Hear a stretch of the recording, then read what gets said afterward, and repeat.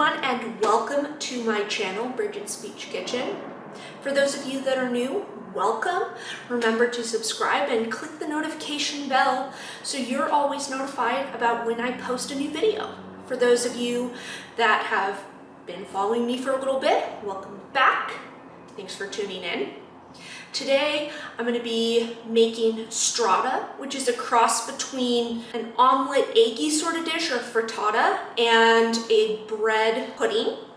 So it's a cross between those two dishes. I saw this on the Food 52 YouTube channel, and the recipe I am drawing inspiration from is by Sohla El-Waylly. Make sure to check her out. Make sure to check Food 52 out. I was inspired by them to make this recipe, or by her rather to make this recipe, because I love eggs, I love bread, why not put them together? And in her video where she makes strata, she teaches you the basics, so then you can do your own thing with it. So today I am making one inspired by lox, so smoked salmon with cream cheese, capers, tomatoes, red onion sometimes on a bagel. Those are the flavors. And I'm also going to talk about sparking creativity. This recipe definitely sparked some creativity in me. And I'm going to talk about how that creative spark can be applied not only to cooking, but also to speech therapy and to mental health. So let's get into it. I'm going to bring you over with me a little closer. So these are my bread cubes, and I'm going to go ahead, pop those in the oven. My oven is preheated to 350 degrees, and the bread cubes are going in the oven for about 10 to 12 minutes. Just going to wash my hands. So those are going to toast off in the oven. I'm going to keep my eye on them. And the bread in this recipe, this is where you can kind of choose whatever you have. So if you have a stale loaf at home, it would be perfect for this. In the recipe I am referencing, she uses homemade garlic bread. She has another recipe where she uses cornbread. I happen to have in my freezer, I thawed them out and then cut them into cubes, put them on my sheet tray, and they're toasting off. But they're these Trader Joe's pretzel bagels. When I had gone to Trader Joe's looking for regular bagels, they had run out, but one of the employees recommended these, and they are quite good. They definitely are more like a pretzel in a bagel shape. So that is my bread for today. Now what we're gonna do is get the eggs set up. So as you can see, I have cracked 6 large eggs into a bowl. And now I'm going to whisk those up until there is no more white streakage. Yeah, no more white streakage within the eggs. So basically until the yolks are broken up and the whites of the egg and the yolks are well combined. So to the eggs, which are now all nicely mixed, I'm going to add to that 2 cups of milk. This is 2% milk. In the recipe, it recommends whole milk. You just need something that's creamy and on the thicker side. So that goes in with the eggs. And this is also where I'm going to be adding my seasonings. So do seasonings that work with the flavors you're going to put in your strata. So I'm just gonna do some salt, and I did not grab dill, but I'm gonna use a little bit of dry thyme. So as you saw, I went pretty heavy with the salt. I'm gonna add some more thyme here. And you could use dry or fresh herbs. This is just what I happen to have. And I'm going to whisk that in as well.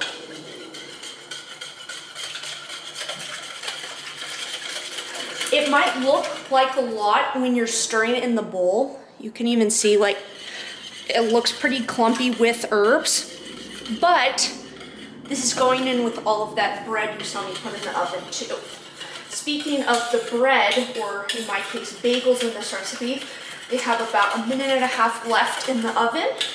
We'll take those out and then we'll move on from there. This is also where you're gonna add some other toppings or other mix-ins to your strata. So I'm going for a lox bagel inspired strata. So I'm gonna chop up some cucumber. I'm going to tear up a little bit of smoked salmon. I have tomatoes I'm gonna chop up, a red onion, some capers, and then I'm gonna do a little bit of a mixture of cream cheese, feta, and goat cheese. So I'm gonna prepare all of those, get that in my egg mix, take out the bread, and then we'll come back, I'll show you everything completed, and then we'll go about putting it into the pan. Okay, so off camera, I did quite a few things. I diced some tomatoes. They were plum tomatoes. I diced a cucumber. I diced my red onion, which I had some trouble with, but I got through it. I added a few spoonfuls of capers, and I tore up my salmon and put that in here. So this is the mixture. See it there? Now what I'm gonna do is fold in my toasted bread into this egg mixture. So, just gonna grab my little oven mitt here. These silicone ones are from Target. And I'm just going to push the bread into this bowl. My bread is super toasty. You can tell it's really crunchy, it's good. That's what you want. So I've got all of my toasted bread in the bowl with the egg mix. So I'm just gonna use my spatula, stir it all up. You want all of the bread to be nicely coated with that egg mixture. So my bread is now nice and soaked. And this mixture, see it there, is going into a greased 9x13. With this pan, it's going to be a little shorter than if I did it in a 9x9. Sohla also recommends a 10-inch skillet or a 2-quart baking pan. I am just using what I have, and this is the closest thing I had in my kitchen. So I've just greased this with olive oil. Make sure you have oil on the sides and the corners and the bottom. So I'm just gonna pour this, I'll bring my pan over. I'm gonna pour this bread mixture into my pan here as neatly as I can. Let's see. I think I just have to commit. Yep, okay. There we go, great. Just scrape everything, all this goodness into my baking dish. I'm now gonna flatten this mixture in my pan with my spatula so it's relatively even. And, okay, I think that looks pretty decent. Now what I'm gonna do, this is where the cheeses come in. So I'm using cheese in mine. Sohla's recipe also uses cheese. But if you don't want to use cheese, if you have an allergy, if cheese just isn't your thing, you can totally leave it out. I am going to dollop some cream cheese on top, use some of my goat cheese and feta also on top. You can also mix the cheese in with your bread mixture. It'll get in there, whether you put it in with this mixture already in the pan, or if you dollop it on top like I'm going to do. So this is just some soft spreadable light cream cheese.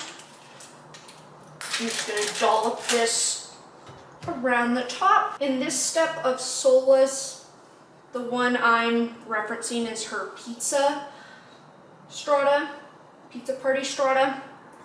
This is where she puts the marinara, so if you're doing a sauce like that, this is a good place to put it. If you are using an ingredient that would be considered wet, so for example, I used tomatoes and cucumbers, I recommend removing the seeds or the watery bits from any fruits or vegetables that you might use. I've dolloped the cream cheese on top, tried to do it evenly as best I could. I'm going to do a similar process with the goat's cheese and the feta, and I will come back in just a few minutes. We'll pop it in the oven and we'll let it bake. Okay, so our strata has about 35 minutes left to bake in the oven. So I thought I would take this time to talk about how this strata recipe and Sohla's video for this strata recipe sparked my creativity, and how you can spark creativity in your students, how creativity can be represented and used in speech therapy for mental health. So,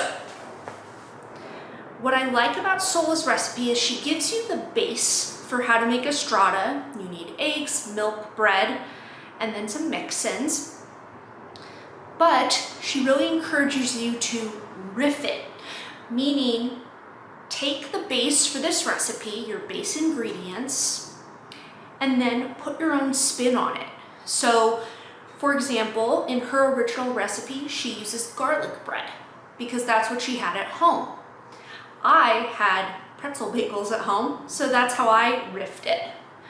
And then I didn't have the ingredients for pizza, and I thought, I don't know if I want pizza and bagels together. I'm sure it would be delicious, but that's just not what I was in the mood for. So I was thinking, how can I make this sort of breakfasty, sort of dinner-like? How can I incorporate that idea into my strata? So I thought, okay, well, I love lox, I love smoked salmon, I love all the flavors of lox, so I'm gonna pack those flavors and ingredients into the strata. So then I can have this for breakfast, I can have it for dinner, which is what I'm going to be having it for now, or you could have it for lunch, really any time of day. That's kind of another nice thing about strata, is it's an egg and bread dish, but it doesn't have to be just for breakfast or just for dinner. You can really eat it whenever you want.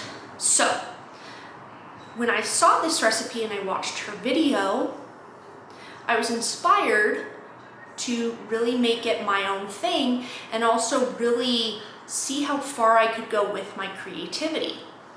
And cooking is a great place to spark creativity.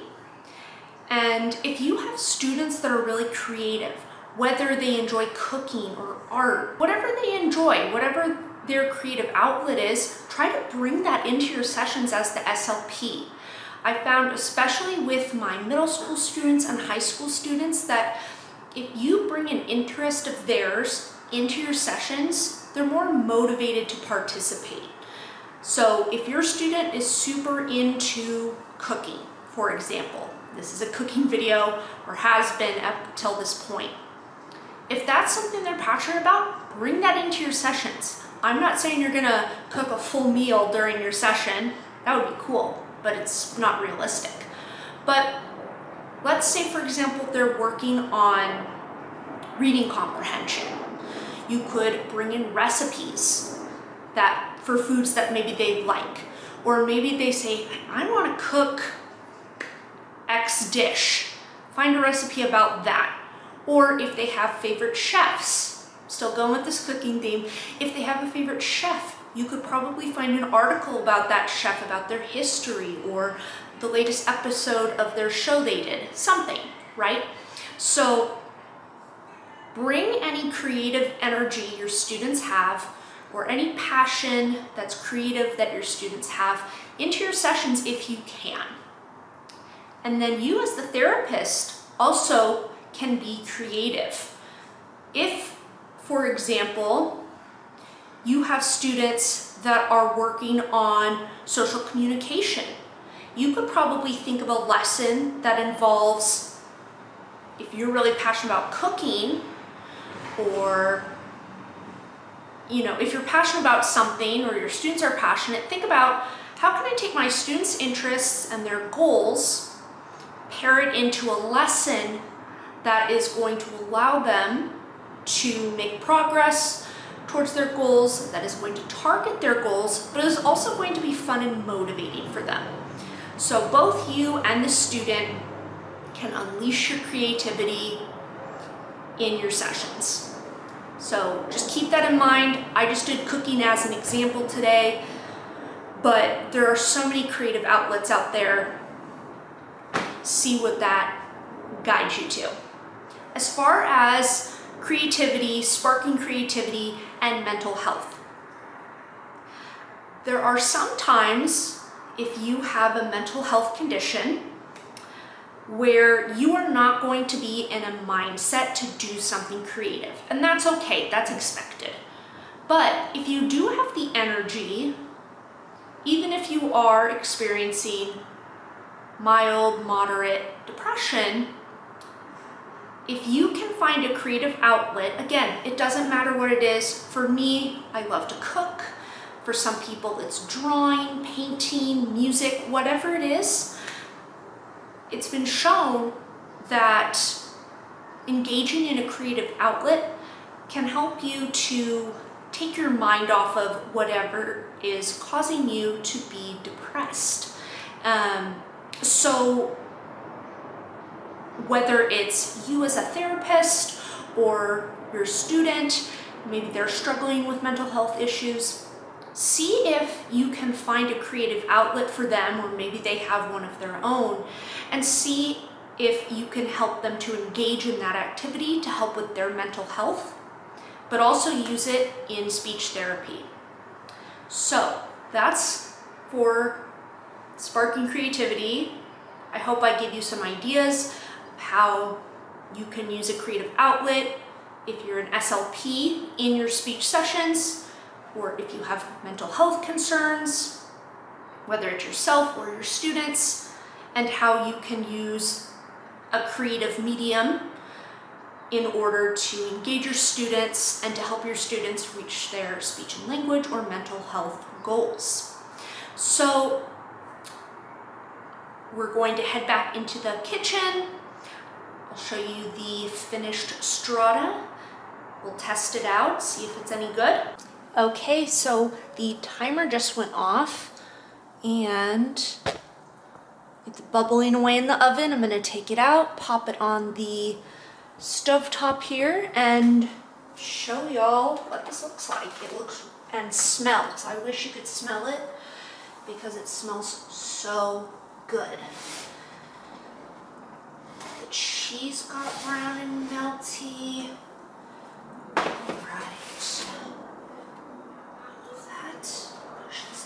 Okay, here we go. Let me show you a close-up of this beautiful dish.